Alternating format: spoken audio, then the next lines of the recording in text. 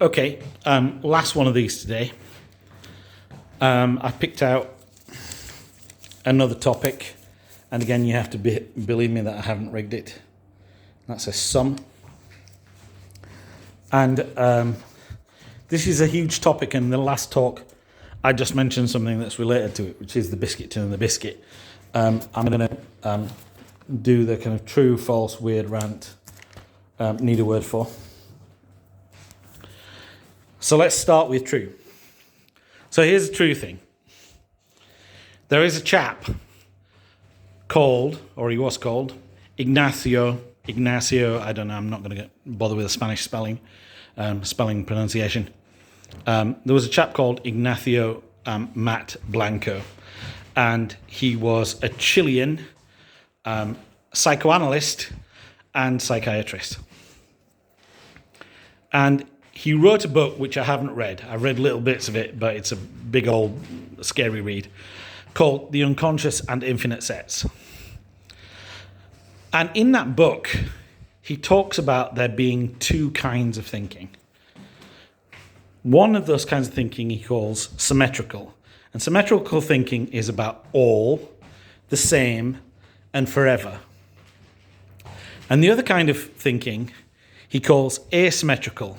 And asymmetrical thinking is about some, different, and for a short space of time. Very interesting that we don't have a straightforward way of talking about the opposite of forever. For a short space of time, temporarily, for a little bit. The crucial extra thing that Ignacio Mat Blanco talks about, and he explains this in terms of infinite sets and a lot of things that I don't really understand, but I got this from the book, is that the unconscious tends to favour that first kind of thinking, symmetrical thinking. So he distinguishes the two kinds of thinking as symmetrical and asymmetrical thinking.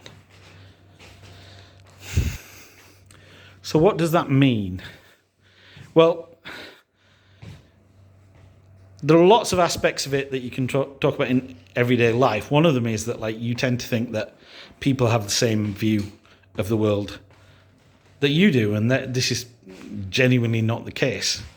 And you get into all sorts of trouble. I get into all sorts of trouble by thinking that people have the same view of the world as I do. You see, that symmetrical thing. And you think this unconsciously. If you put enough effort into it, you can start to think that, like, other people actually do see the world differently from you. One of the things that I noticed, or the reason that, like, kind of this is one of those hallelujah scales drop from my eyes, want to write it in skywriting kind of moments with regard to project management, is understanding that this is why, or this is one kind of an explanation of why people never want to prioritize a list of requirements. Because in their mind, by prioritizing that list, they're going with some rather than all.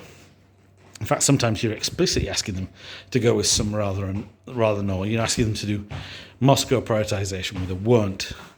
And subconsciously, they've already decided they want them all. One of the interesting things about, if you think about the symmetrical way of seeing the world in terms of same, all, same, and forever, is that if you think about things as being forever, then nothing ever really comes into being. So there's a fundamental kind of problem with symmetrical thinking and project management. But you see issues to do with symmetrical thinking that people, without thinking, go for the all, same, and forever type of approach all the time.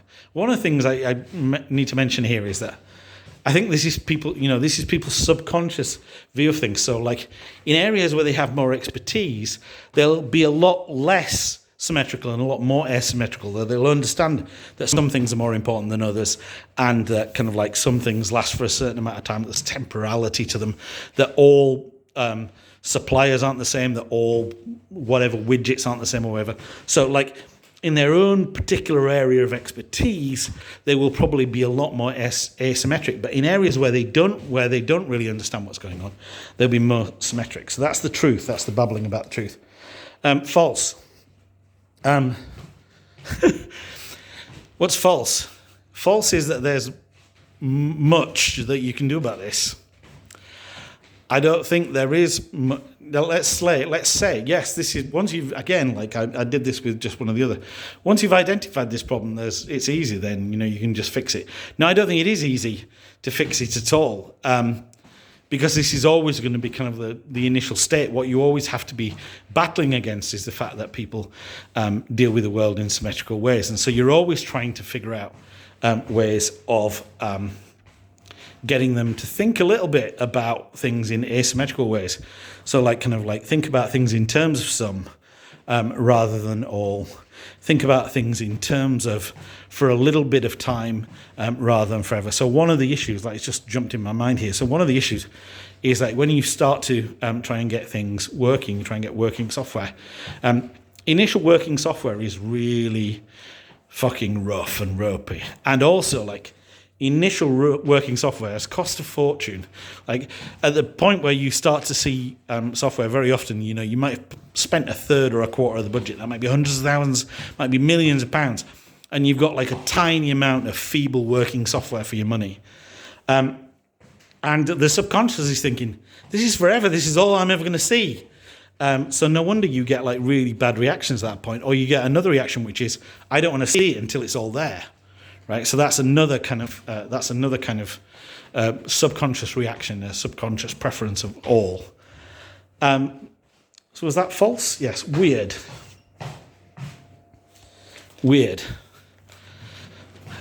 I tell you what's weird. Just saying these words, just saying all, same, forever, is kind of more relaxing than saying some, different, for a short space of time. And we're not talking about any particular things there, but still those symmetrical words have a different kind of response in people than those asymmetrical words. I've thought of something else that's weird, and it's my game, so I can play it how I like. One of the other things that's weird is that this assumption that people have that there can be this match between what they've thought or what they've written down or what they've drawn or what they've described and reality, that there can be some straightforward match between what they've thought is going to happen on this project and what really will happen. Rant. It's going to be my rant here. What am I annoyed about when it comes to symmetry and asymmetry? I suppose the thing here is it's just connected to all the other things I've just talked about, is that kind of this is just a constant battle. This is not something that you're ever going to fix. This is something that you realise that you're going to have to put continuous effort into in all situations with everybody, well, with yourself. Right? So this is again, kind of, once you figure this out, this is a problem, you've not solved it for yourself, you're going to have to continuously keep fighting this. And you're going to have to come up with tricks to get yourself to think about things. That's what this is, actually. This is a trick to get myself to think about things in ways that I've not been thinking about them before. This is a trick to reveal to myself that I don't really know what I'm talking about, and I'm not exhausted all the possible avenues of talking about these things. And this is kind of really what you end up having to do in projects. You end up having to come up with little tricks to get the people who you're doing this work for to think about it. And also, the other thing is to come up with little tricks to get them to value. This is a separate little bit of paper in my tray. The biscuit in the biscuit tin, but I've already delivered a talk about it. You need to come up with little tricks to get them to focus on the biscuit, which is the thing itself, rather than the biscuit tin, which is the description of the thing. And the symmetrical view is that the description and the thing are the same. The asymmetrical view is the description and the thing are different. And also, crucially, this is just amazing, but it's something people forget all the time. It's the biscuit, it's the thing that is important. It's the thing that's going to deliver the value, not the description of the thing. So it's getting the thing right. And the rules of what might need to happen to get the thing right might be different from the description that you've come up with. Need a word for. And that brings me on, I think, to like what I need a word for. I need a word for the thing. Because this is something that kind of like you maybe I'm sorry, I'm a philosopher, and sometimes when I say things that I think are quite straightforward, people think that they're philosophy. But how do I explain this? Organizations send each other emails and show each other presentations. When you start to actually demonstrate working software, you realize how very rarely they do that, especially prototypes of working software. They don't do that. Organizations don't talk to each other about their genuine work experiences. They don't do user research with each other. So organizations talk about stuff. They generate text and they generate presentations. But none of those things, all of those things are descriptions. And there's some kind of assumption that these descriptions match the world in a kind of straightforward way. So they're biscuit tin activities. I am talking about the biscuit and the biscuit tin. But if you're trying to make a new thing, if you're trying to make something, then that thing has to be a real thing, not a description. And that's a different thing. So, for example, if you create an application that's some kind of financial services application, people want it to be responsive on their phones.